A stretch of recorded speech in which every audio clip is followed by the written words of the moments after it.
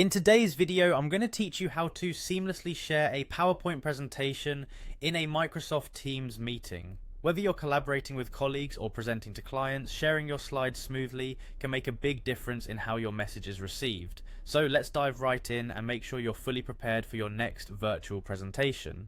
To begin, you'll need to open PowerPoint on your computer.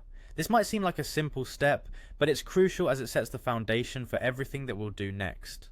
Once PowerPoint is up and running, go ahead and navigate to the specific presentation that you plan to share. Ensure that everything in your slides is ready to go, with any final touches or edits already completed. Being fully prepared at this stage will make the sharing process much smoother. Next, look towards the top right corner of the PowerPoint window, where you'll see a button labeled Share. Clicking this button is the gateway to distributing your presentation, so make sure to locate it accurately.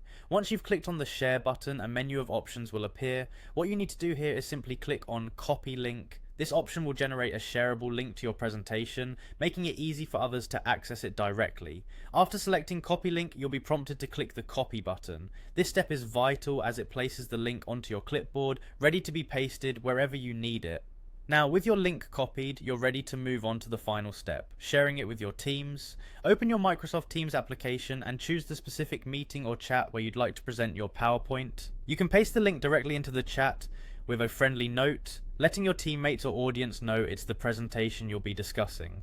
Alternatively, if you're in a meeting, you might paste it in the chat section for all the participants to easily access. This simple act ensures everyone in your session can follow along with your slides in real time.